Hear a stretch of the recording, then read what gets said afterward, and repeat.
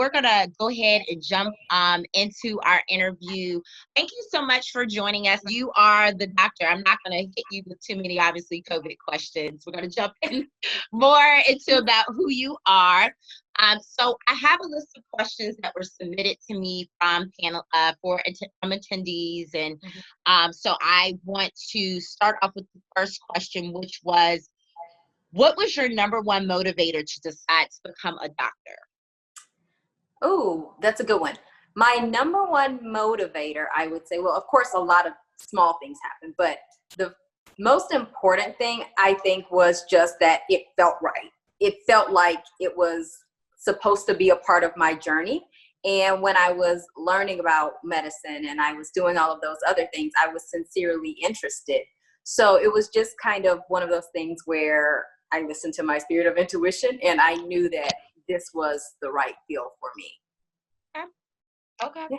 All right. And and again, if you could just remind us what med school and undergrads that you went to. I went to Dillard University, which is an HBCU in New Orleans, Louisiana. And then I went to medical school at the University of South Alabama.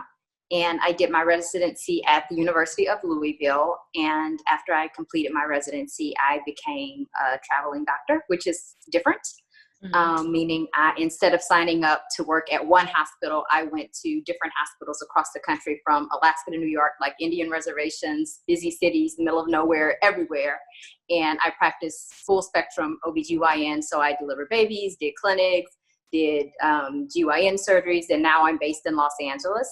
And I do work here in addition to what I do in entertainment. Okay, great, great. So speaking of medical school, I know you mentioned what school you went to. Obviously, an obvious question is, what is the best pieces of advice that you can give first getting into medical school? Because a lot of times people even say, I want to be a lawyer, but I got to take the LSAT, I got to get in, it's this whole process. So getting into medical school and then actually just surviving medical school. So first, let's start off with advice in getting in. Getting into medical school. Yeah. Well, getting into medical school, I would say, first of all, you want to have good grades. So in order to get good grades, you need to learn how you learn. And I think that's a process for a lot of people, meaning some people will use flashcards. Like, I tried flashcards. I hate them. They work amazingly well for some people, but it's not my thing. So whether it's, and if you use flashcards, that's 100% okay. But I say that to say, like, figure out how you learn, whether it's flashcards, whether it's, for me, I know I read something once and then I read it for understanding. And then the third time is when I really, really, really get it and I'm ready. So I know my process. Try different things out, learn how you learn, because when you're preparing, for when you're in undergrad or you're taking your prerequisites, then the information is not necessarily easy, but it's doable. And then when you get to medical school, it's like you go from this much information to having to retain this much information. So knowing how to study is going to help you then as well. But that would be my first piece of advice. Secondly, learn how to take standardized tests. There is a method to it. For instance, tests are timed, right? And you may have this big, long passage. And when you learn how to take tests, you may find that in a lot of instances, all you need to know is what's in that last sentence. Like, that's the question and all of the other stuff is fluff. And that's not how it is all the time with every question. I'm not telling you to skip all your questions and just read the last sentence. But that is a technique, and that matters when you're taking these standardized tests. So knowing how to take standardized tests. And then my third and final piece of advice for getting in is just to remember that they're looking for a well-rounded person. You want to be a doctor because you want to help people. Yes, it's important to get good grades and you want to do well on your standardized tests, but community service, were you in any organizations? They ask you those questions for a reason, right? And so know that, you don't want to say, oh, well, I have not great grades and not great test scores, but I did really well in community service. Like, if you can add the community service aspect on to being a solid student, then that's going to put you in a great position. Okay. Great. So that's getting in. That's getting in. Now let's pretend that we're in medical school. Because, you have, 4 years of medical school, and then how long is the residency and the internship? Because it's very long. It depends on what you decide to do. Medical Okay. school, like you said, is 4 years, Okay. but the residency, some of them are 3 years.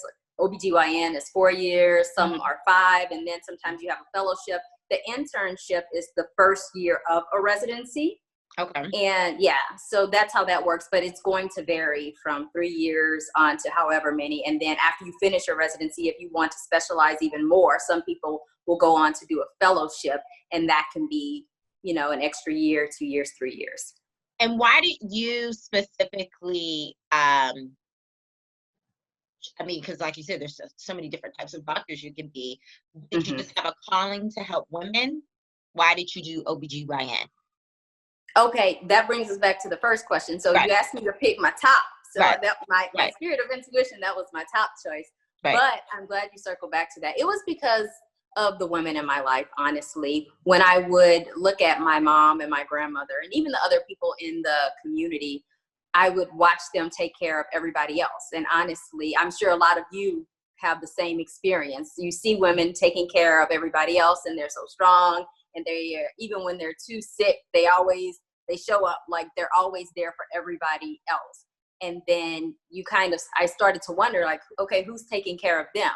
And even though I was really young when I saw this unfolding and I couldn't necessarily articulate it, I knew that nobody was taking care of these women, and they were pouring their all into everybody else and leaving nothing for themselves. And I wanted to go into a profession where I could remind women that they deserve the love and care that they so generously give everyone else. Because as women, sometimes we need that reminder.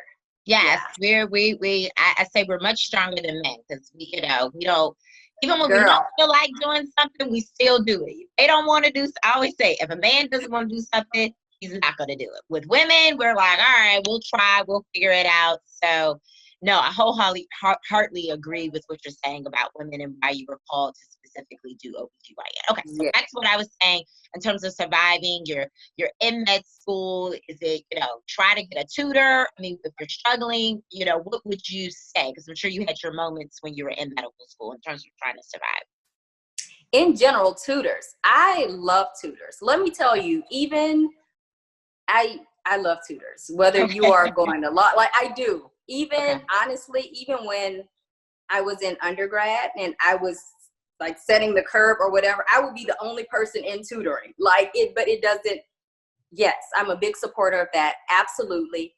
And for surviving residency or medical school, I would say, number one, believe in yourself. When you get to medical school, I love my colleagues, I do. But when you get to medical school or law school, or as your career advances, you're going to find that the group of people will get smaller and smaller, right? And you're going to be put in positions where everybody is accustomed to being number one. Everybody is accustomed to being at the top, right? And with that being said, sometimes people will be reluctant to ask for help. They'll be reluctant to ask questions. I would say, go ahead and read, do what you can. You want to show up having an educated conversation. You want to do as much as you can on your own, but don't be afraid to admit what you don't know, whether it's asking your professor or getting a tutor or whatever. And then just in general, believing in yourself, because like I said, you are going to be in the midst of a lot of type A personalities, and it's great. It's great. Right. But, sometimes you'll be in a situation where people will say wrong things with like such conviction. They'll be like, the sky is purple. And you'd be like, well, not really. I thought it was looking kind of a little blue today, but okay. I thought maybe there is a purple tint. Like, I don't, but you have to like believe in yourself. You can do it. You're there for a reason. They invited you there for a reason. They didn't invite you there out of the goodness of their hearts. You deserve to be a lawyer. You deserve to be a doctor, but you have to believe that. You have to believe that. Yes. Thank you. So I hope you guys are listening, even if you're not interested in medical or law school. I just think what she just said, just gems. I just feel like any industry, like I said, every woman on this panel, even if they are, a medical, legal, marketing, whatever, some other type of profession, they are also in entertainment, which is another profession where you have to have thick skin. and you have to believe in yourself. So I think what you just said is a great segue to the other audience question. So they wanted to know, how does one pitch themselves to be, obviously you're a medical expert for TV, but an expert for TV, and you can just speak from your perspective of obviously being a medical doctor and how you kind of, you were a traveling nurse, a traveling doctor, then you came to LA and all of that. How do you transition if you're an expert in something, being that on television? I would say, first of all, watch television and Okay. identify shows that you want to be on, or even whether it's something on Facebook, something on Netflix, something on traditional television, whatever it is, watch it, see what type of guests they have, see what types of topics they tend to cover. So watch the shows. And then if you can, try to sign up for some hosting classes or something that's going to help prepare you. And I'm not saying that you have to spend $1 million doing it. I'm not saying you have to dedicate 4 years of your life or go back and major in journalism or anything like that, but just to have a foundation, to know the basics. Okay. And then set up your social media accounts, or even LinkedIn is great. Connect with people on LinkedIn. You can get some really good jobs from LinkedIn. Like, some really good people will contact you. But just have social media, have your website, get a reel, like do the basics, so that when you do approach someone, they will be able to see what you can do. So once you have your platform of some sort, meaning social media or just whatever it is, YouTube channel, whatever you want to do, you have a little experience, or you've at least watched some YouTube videos about, what to do when you're on camera. Right, when you're on camera. Yeah, whatever you want to do, then you can call the stations if you don't know exactly who to contact. And the person that answers the phone, say, hey, look, who's in charge of booking whatever it is you're trying to book? And then you can send them an email. And if you don't hear back after a few days, you can follow up with another email, just giving them some bullet points about topics that you can speak about, and also giving them a link to your website. But of course, when you contact them and you have a link to your website, you want to make sure it's something that you're proud of. And once again, I'm circling back to, you don't have to spend $1 million, because a lot of times people will fall into that rut, or they'll try to be perfect before they get started. You don't have to be perfect. Perfection doesn't exist. You don't have to spend $1 million having a fancy cameraman and doing all of this stuff, but just something that you can be proud of. But those are some basic steps that you can take to pitch yourself for television. But what's nice about this day and age, as you know, is you don't have to wait on a big producer to call you. You just pick up your phone and you're on social media, and you can have your daily television show or whatever it is that you want to do to get the message that's important to you out to the world. And I want to piggyback off of what something Dr. Nita just said. Number one, LinkedIn. So I went to the same school as a huge CNN correspondent. And I was like, this man is not going to write me back, but let me just go ahead and send this little message off. But again, I already had a reel. I already had my social media set up. My reel.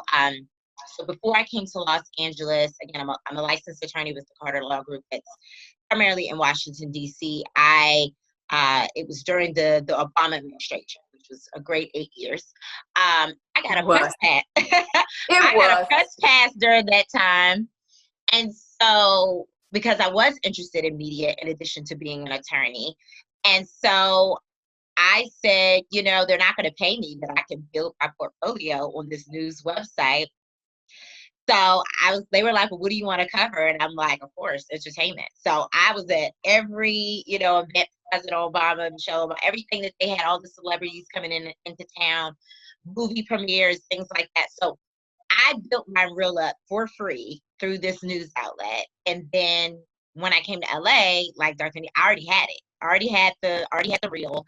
And so when he contacted me, I said, here's the reel. I'm interested in doing, again, I'm a lawyer. My expertise is specifically entertainment law, like where the law intersects with all these celebrities and all the troubles they're getting into. I would love to talk about it. I was like Wendy Williams, hot topics, but from a legal perspective. That's what I was kind of pitching myself as.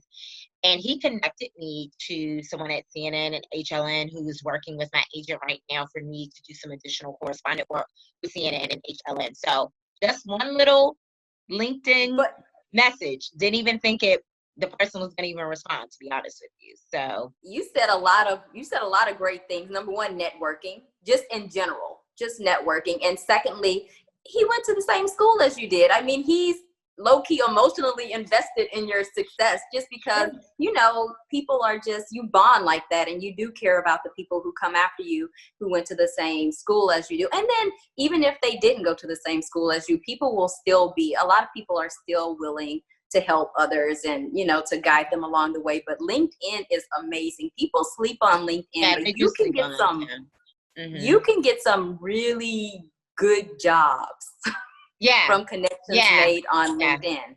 Yeah. And then what I like about it is LinkedIn even has this thing called Easy Apply, where you can see where they looked at it. You can see if they've already sent a follow-up, like it'll track.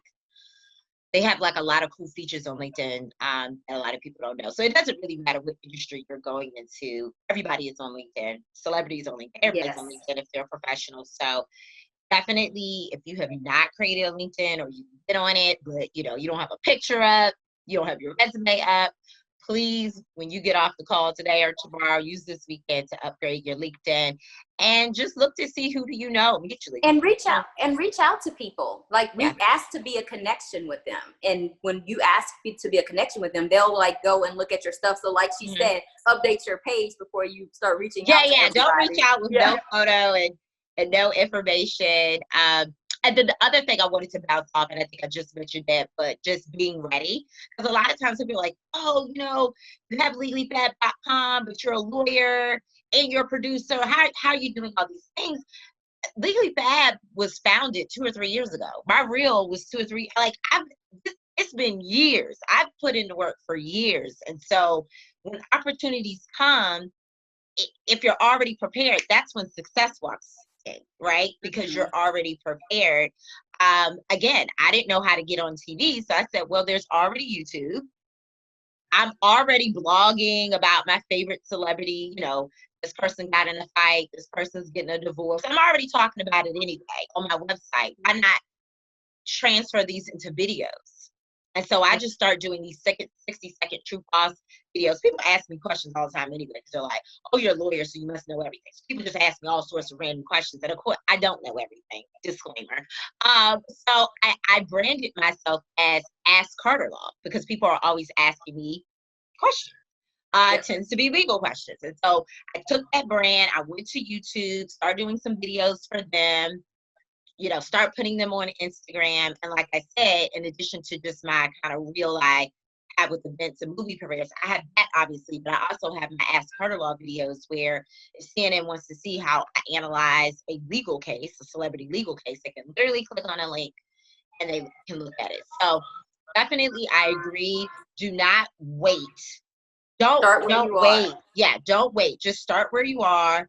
And figure out like what your brand is. What are you expert in? What do you like to talk about? What is your niche? And then build an online portfolio around that. And then, like, again, when you're ready to submit it out, you'll have something really professional that you can send out. So 100% and I just want people to remember not to, and we're talking about reels and all these other things, and people may say, well, I don't have any of that. Like, I haven't taken any classes, or like, start where you are. When I was in undergrad, I didn't take any journalism classes. The only things that I learned when I was a little girl, like I was a team reporter, like for the local news station in Alexandria, Louisiana, small town. I knew nothing. I'll spare you the details. When I got to LA, I didn't know anything about entertainment, but I knew I was interested in entertainment since I was a little girl.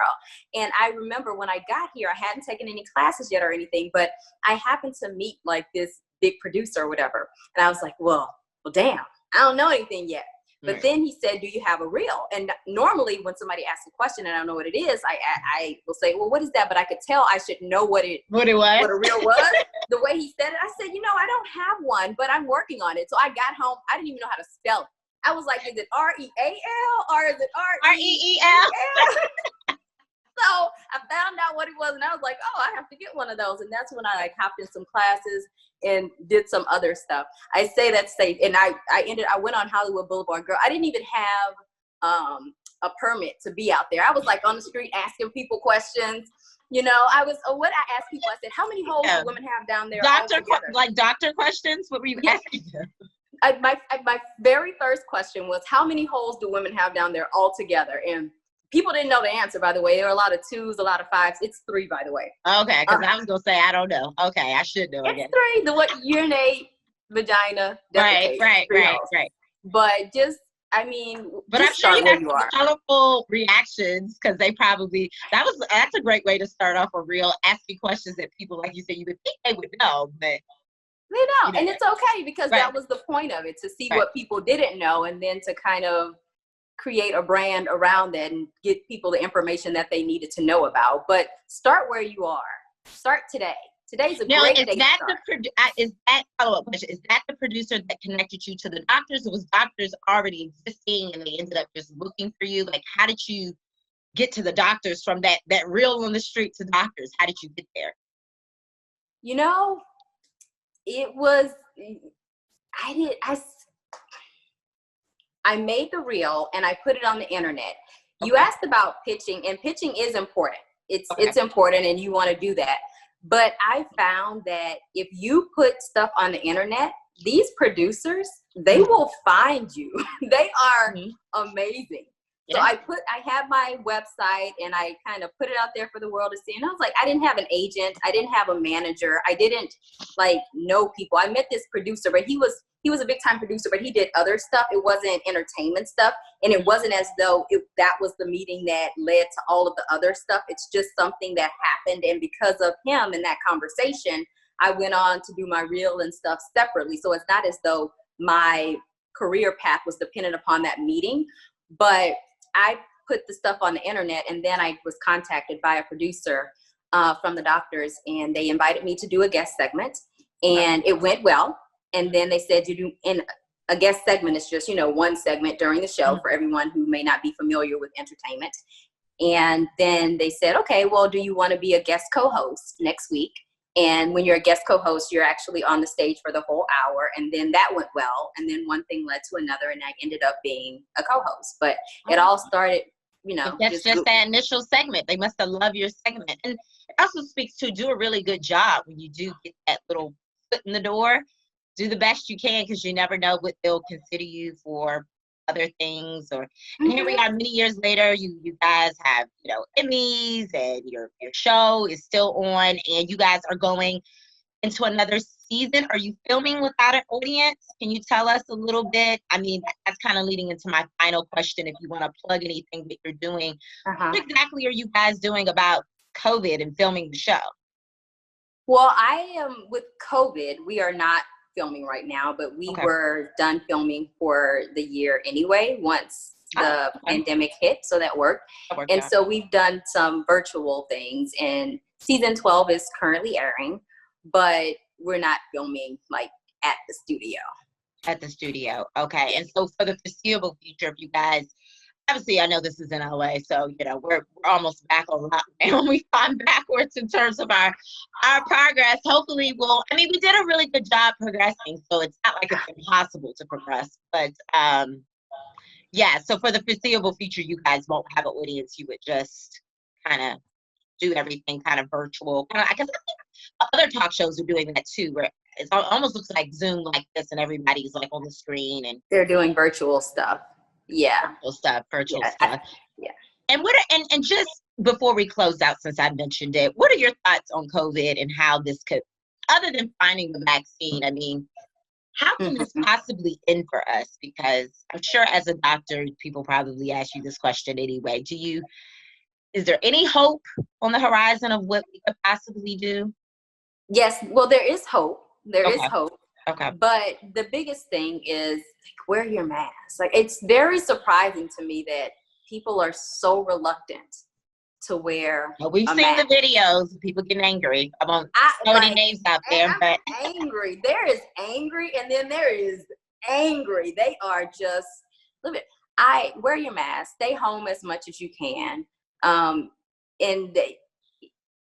those are the things that we really need to do right now. If you ask doctors what they wanted people to do, those would be at the top of the list. And we can prevent so many unavoidable deaths I'm sorry, so many avoidable deaths if people just did those two things. But it is about doing that. And unfortunately, it's a new virus. We're still learning. It's less than a year old. We have to see how things are going to unfold. And if people continue to be reluctant to practice social distancing and wear a mask and things like that, it's going to be a very interesting flu season, and not in a good way, interesting flu season. Right. But, you know, there's hope. We're going to get a vaccine. We're going to get through this. But at this point, everybody just needs to do their part. Yeah, I think the scary thing for me is, it's, again, just like there's no cure for the flu, but there's a vaccine. That's why we're not on lockdown every time there's flu season. But I also think with the flu, you know when you have the flu. You know when you have the flu, so you stay away from people. Versus COVID, you can literally be a carrier. Tricky. Yeah. I think that's, to me, the most scary thing about, because, you know, for the most part, if you're a healthy person, it clears your system anyway. But to know that you may be carrying it and giving it to someone unknowingly, I think that's the scary part. So yes, like you said, we will follow your advice with the mask, and, you know, hopefully just staying, you know, in tune with our local legislators in terms of what's and next. The CDC, reputable sources. Yes, in terms reputable of what's next. Yeah, because sometimes people are just spewing stuff out that they found somewhere on some third-party site. It's not even verified. Yeah, I know. Yeah, and we're still learning. We're still learning. And as we learn, we'll have to change and evolve our approach to the virus. But yeah, just listen to the CDC and other reputable sources. Right. So before we leave, anything else other than, I mean, I know you do a lot of community service. I mean, you're part of so many organizations. So other than the doctor show, is there anything you want to share with everyone that you're working on, that you're doing, that you want to know, you know, whether even be a charity you're working on, anything? I am the founder of a new nonprofit. It's called A Healthier, Happier Me. And we are going to talk about physical, emotional, and financial well-being for youth, young adults, and college students. So that's something I'm very excited about. However, with COVID and everything, we haven't gotten things off the ground because we wanted to go into schools and things like that. But look out for that. And yeah, if you have any ideas about things that you would want me to do or want us to do at your school still there? Or something, then yeah, let us know. Okay. Well, with that being said, thank you so much, Dr. Nita, for joining us. I know you and other ladies, I see Miss Rich has just joined us. We're gonna get ready to unmute her in a few minutes. You know, thank you for all your wisdom. Like I said, some of the people on the line are pre-med, so I'm sure they took some jewels about that, but also some people are just interested in getting into entertainment. So I think just being prepared and, you know, doing what you're supposed to do. Going forward, and then as it relates to COVID, keeping on our masks. And with that being said, I'm going to mute you, and feel free to stay on for a little longer if you want to listen to our two other panelists. If not, it was a joy meeting you. And hopefully when COVID is over, we can do a wonderful women's retreat, and I can invite everybody out. Okay. Well, thanks for having me. Thank you. And good luck, everybody. Congratulations to all of you and for your future success. Yes, absolutely. Thank you, Dr. Nita. Thanks.